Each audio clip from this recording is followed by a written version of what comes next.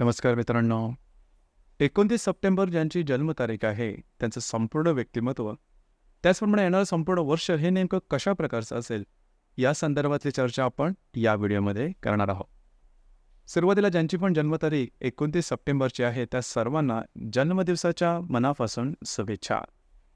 येणारं संपूर्ण वर्ष हे तुमच्या सर्व इच्छा, आकांक्षा पूर्तीचं ठरो, हीच आमची सदिच्छा. व्यक्तिमत्वाबद्दल सांगायचं झालं तर टापटीप, नीटनेटकं, स्वच्छ आणि आटोपशीर अशा प्रकारचं यांचं व्यक्तिमत्व असतं. फॅशनच्या संदर्भात फारसं काही आकर्षण यांच्यामध्ये दिसून येत नाही.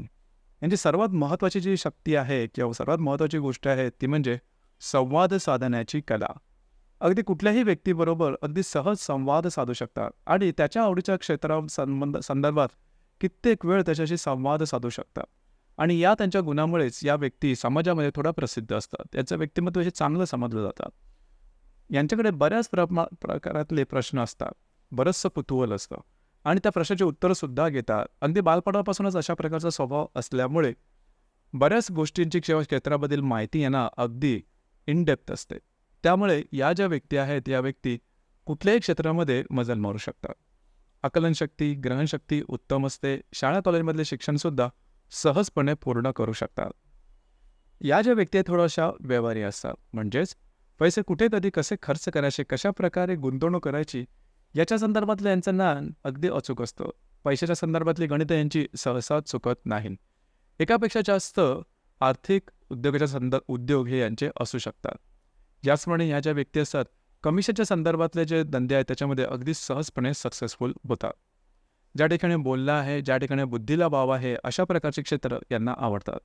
म्हणजेच education field, finance field, tourism क्षेत्र, हॉटेलिंग इंडस्ट्री, मार्केटिंगचं क्षेत्र, अशा संदर्भातले जे क्षेत्र आहेत याच्यामध्ये या व्यक्ती रमतात आणि त्यामध्ये ते आनंदसुद्धा घेतात. एक मात्र नक्की की या व्यक्तींना जास्त शरीरश्रमाची कामं आवडत नाही किंवा परवडत नाही. कारण मुळातच थोड्याशा नाजूक प्रकृतीच्या असतात. अति काम किंवा अति शारीरिक श्रमाने ते लवकर मलूल होतात किंवा थकून जातात आणि मग त्याचं इतर कुठेही लक्ष लागत नाही. म्हणूनच या व्यक्ती साधारणतः बौद्धिक क्षेत्राशी संबंधित किंवा ज्या ठिकाणी बोलणं वगैरे अशा क्षेत्राशी संबंधित आपलं करिअर करतात. दुसरी महत्त्वाची गोष्ट म्हणजे निर्णय क्षमता.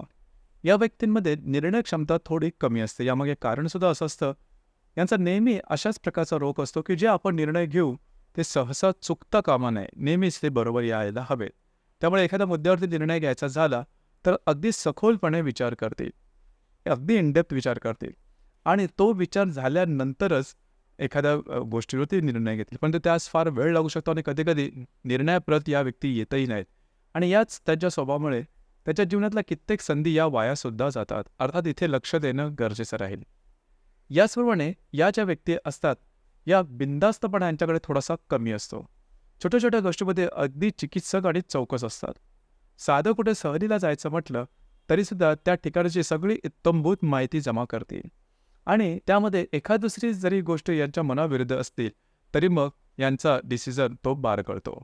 सगळ्या गोष्टी अगदी सुव्यवस्थित, नीटनेटके आणि 100% यांच्या पसंतीला उतरतील अशा प्रकारे असल्यानंतरच या व्यक्ती त्या संदर्भात सकारात्मक होऊ शकतात.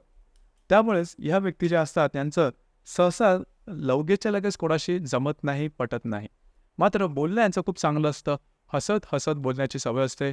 एखादा मुद्दा कितीही किचकट, गंभीर असला तरी आपल्या ओघवत्या वाणीने तो समोरच्या व्यक्तीला सहजपणे समजावून देण्याची ताकद या व्यक्तींमध्ये खूप चांगली असते. सिक्रेटिव्ह असतात. मनातलं लवकर काही सांगत नाहीत, गुपित रंगणात हुशार असतात. म्हणजे यांच्या मनातला ठाव तुम्हाला लवकर कधीच लागणार नाही. मात्र समोरच्याच्या मनातील किंवा समोरच्याबद्दलची सगळी उत्तमभूत माहिती या व्यक्ती जमा करते. याबाबतीत त्यांचा उत्तम हातखंडा दिसून येतो. येणारं संपूर्ण वर्ष हे तुमच्यासाठी शुभफलदायी राहील. जे तुमचं कार्यक्षेत्र असेल त्या संदर्भातले काही चांगल्या ऑपॉर्च्युनिटी किंवा संधी तुम्हाला या वर्षात म्हणजेच एप्रिल 2025 पर्यंतच्या कालावधीमध्ये मिळू शकतील. फक्त थोडंसं स्वतःच्या आरोग्याकडे लक्ष देणं गरजेचं राहील.